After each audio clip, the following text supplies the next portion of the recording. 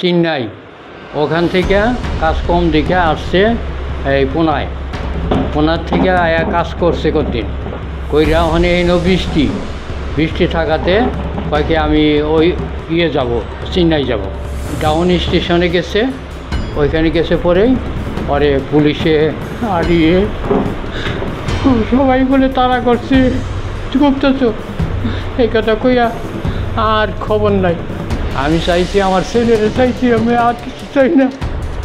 ভিন রাজ্যে কাজে গিয়ে নিখোঁজ ডালখোলার এক যুবক চলতি মাসের 10 তারিখে মহারাষ্ট্র থেকে নিখোঁজ হয় ডালখোলা থানার রানীগঞ্জ গ্রাম পঞ্চায়েতের চিনাজ গ্রামের বাসিন্দা সৈকত রায়। ছেলের খোঁজে সৈকতের বাবা গোপাল কৃষ্ণ রায় 14 তারিখে নিখোঁজ সংক্রান্ত একটি অভিযোগ করে ডালখোলা থানায়। কিন্তু সপ্তাহ পেরিয়ে গেলেও তার ছেলের কোনো হদিশ না মেলায় কার্যত ভেঙে পড়েছেন বছর 75-এর প্রৌঢ় গোপাল কৃষ্ণ বাবু সহ তার পরিবারের সদস্যরা। 4-5 মাস হয় আর কি। ও চেন্নাই, ওখান থেকে কাজ কম দেখে আসছে এই পুনার থেকে আয়া কাজ করছে কতদিন কইরা ওখানে এই বৃষ্টি থাকাতে কয়েকে আমি ওই যাব চেন্নাই যাব। এই ডাউন স্টেশনে গেছে, ওইখানে গেছে পরেই পুলিশে আড়িয়ে সবাই বলে তাড়া করছে, বলছে যে তুই জিয়াজি না কি কয়টা আমি জানি না, স্পাই না কি ওরা এটা কইছে গুপ্তচর এই কথা কইয়া আর খবর নাই। ওইটা পাওয়াতেই আমরা জানছি যে হ্যাঁ এখান থেকে নাই। অনেক চেষ্টা করতেছি, হয় না, মোবাইল থুয়ে নাইবা গেছে। তারপরে যে কী হয়েছে আমি আর কইতে পারব না। হ্যাঁ, থানায় আমি জিটি করছি, ওরা জমা করছে হলো 16 তারিখে। না, কোনো খোঁজ খবর হয় নাই। আমি চাইছি আমার ছেলেরা চাইছি, আমি আর কিছু চাই না। আমার ছেলেরা আমার কাছে চাই, ওই কোথায় কি করতেছে কি করতেছে নাকি ওর মারধর করতেছে কি করতেছে আমি যেটা কইতে পারতেছি না। অন্যদিকে সৈকত নিখোঁজ হওয়ার আগে সোশ্যাল মিডিয়াতে নিজের একটি ভিডিও আপলোড করে। সেই ভিডিওতে সৈকতকে বলতে শোনা যায় তাকে কেউ বা কারা ধরে নিয়ে যাওয়ার চেষ্টা করছে। সে ওই ভিডিওতে তাকে মেরে ফেলার আশঙ্কাও প্রকাশ করছে, যদিও এই ভিডিও সত্যতা যাচাই করেনি আরসিটিভি সংবাদ। আজকে আমি এই কথা বলতে যাচ্ছি, আমার এই মনে হয় জীবনের লাস্ট কথা। এরা বলে station master, traffic police, station police, ticket counter, তারপরে কিছু পাবলিক, জিআরপি, ওদেরকেও বলছি কিছু বলে ওরাও। আমি নাকি বলে জাসুস। আপনারা বলেন তো আমি কোথা থেকে জাসুস এলাম? আজ আমাকে বলে মেরে ফেলবে ওরা, ট্রেনের ভিতরেই। এটা বেশি করে শেয়ার করে দিবেন বন্ধুরা, বেশি করে শেয়ার করেন। সৈকতের প্রতিবেশীরাও, ওই এলাকার বেশিরভাগ যুবকই ভিন রাজ্যে কাজ করে। ঘটনায় আতঙ্কিত তারাও।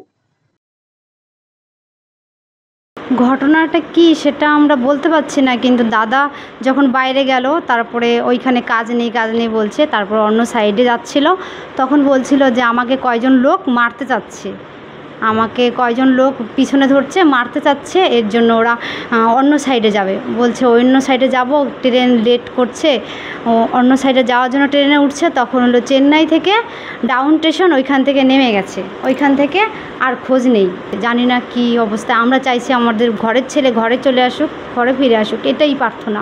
হ্যাঁ, গেছে। কে গেছে বাইরে কাজে? আমার 2টা ছেলে গেছে। তো আপনাদের এই পাশের বাড়িতে ছেলে বাইরে কাজে গিয়ে নিখোঁজ, এই বিষয়টা কীভাবে দেখছেন? আমাদেরও তো ভয় হয়ে যাচ্ছে, আমাদের ছেলে পেলেও তো কাজে গেছে, আমরাও তো আতঙ্ক হয়ে যাচ্ছি। অন্যদিকে মঙ্গলবার সিপিআইএম এর ডালখোলা নেতা কর্মীরা যান সৈকতের বাড়ি। নিখোঁজ যুবকের বাবা ও বোনের সাথে কথা বলেন তারা। সৈকতের বিভিন্ন নথিপত্র দেখেন তারা। গতকাল শুনতে পেরেছি রানীগঞ্জ অঞ্চলের চিনাচে সৈকত রায় এবং বাবার নাম হচ্ছে গোপাল কৃষ্ণ রায়।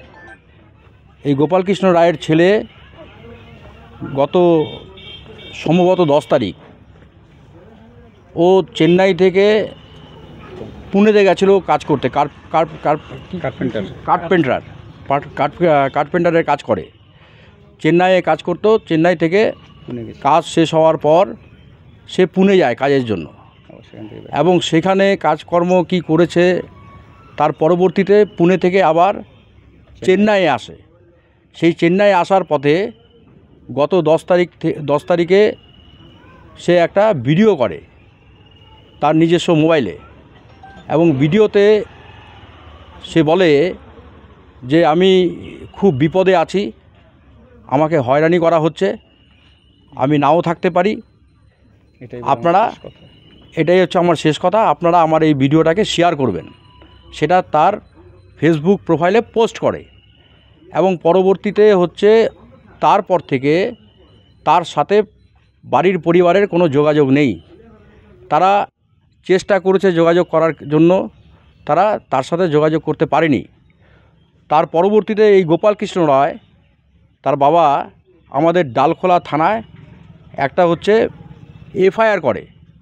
এফআইআরেতে সে তার ছেলের সম্পর্কে বিস্তারিত ঘটনা যা ঘটেছে, 10 তারিখের পর থেকে তার সাথে কোনো যোগাযোগ করা হচ্ছে না, তাকে আইনগতভাবে আইনের দ্বারস্থ হয়ে আবেদন করেছে তাকে খোঁজা হোক। তো আজকে অবধি তার কোনো খোঁজ পাওয়া যায়নি। RCTV সংবাদ, ডালখোলা।